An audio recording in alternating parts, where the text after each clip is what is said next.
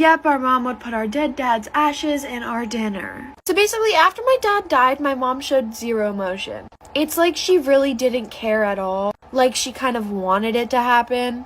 His death was like an unsolved case, and nobody knows how he actually died. And now that I get to think about it, it might have been my mom, but I don't want to jump to conclusions. And if it was her and she sees this video, I don't want to end up like him. Anyways, back to the story. So about a month after he died, she would always post a picture of me and my brother's dinner with the caption, "You'll always be with them." Literally every single night. And honestly, nobody really caught on. All the comments were like, we're praying, this and that. Until one day I was just sitting on the couch and I look over and my mom was pouring something into the mashed potatoes. So I go a little closer and I see her pouring the ashes of my dad into our mashed potatoes. I was in class on Zoom. I wanted to go to sleep, honestly, because like when I'm tired, I go to sleep. I end up falling asleep and then class ends and everyone starts leaving the class except me, because I was like in a whole other universe at this point. I was dreaming, I was flying. At this point, me and the teacher are alone in the call. This is the best part. Then the teacher starts talking to me and he's like, "Samantha, wake up.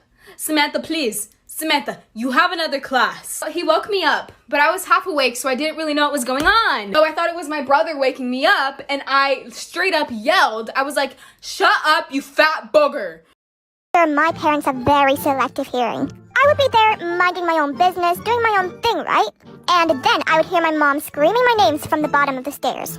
So I would go like, "What?" really loudly. And so many times, but she literally wouldn't be able to hear me. Then I would have to go down and my mom would just be there asking, "Oh, what are you doing?" But when it's like 2 a.m. in the morning and I'm calling my friends, whispering, barely making a sound, basically just breathing, she would already be storming to my bedroom, half asleep, yelling at me to shut up.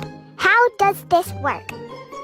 We were in class. I was in band at the time, and the classroom phone rang, and the teacher went and he answered the phone. He got really serious. He got this really concerned, shocked look on his face, and he hung it up and he turned to us and he said, "Everybody sit down, be quiet. The bell's going to ring in a couple minutes. You're going to stay seated." And then he went over to the doors and he locked them. First, some of us were like, well, is it a bomb threat? Because we used to get bomb threats all the time, but then we realized that doesn't make sense because when we get a bomb threat, they evacuate us. And then we're like, is there some type of killer in the school? Is there a weather alert? The teacher wouldn't answer any questions. He was told not to. And the bell rang. We all stayed seated and we sat there for a really, really long time. And then the next bell rang, which means a whole other class period had passed. And still he said, "Stay seated." And I can't tell you how long we were trapped in this room. And know that I cannot be the only one where you're in school and you literally like break your arm or something, or like your knee is split open.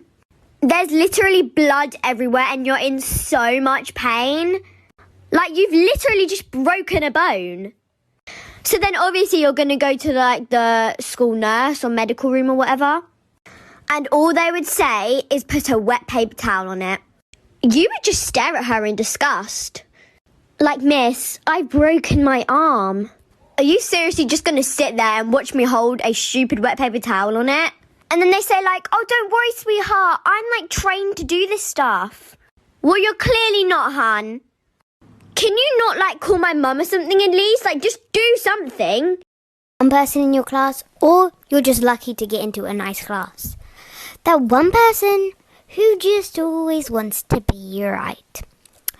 When someone answers a question and they get it right, they say this: Yeah, I got that too." Really? Really? Next example. When they get it wrong and the teacher asks, "How did you go wrong? Where did you go wrong?" They explain and then they say this: "I was gonna do that." You weren't gonna do that, were you? Were you? Tell me that now. You weren't. Now stop trying to be the best in the class who gets everything right. You can't wear makeup, you can't wear jewellery, you can't dress how you want, you can't paint your nails, you can't do this, you can't do that, blah, blah, blah, blah. And if you live in the UK, you'll know that on the 8th of March we're going back to school after the lockdown.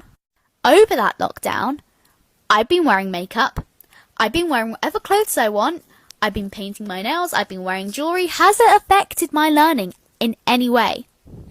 No. And then teachers come back saying like, oh, but we need to set the boundaries somewhere. We'll set the boundaries somewhere. Make boundaries.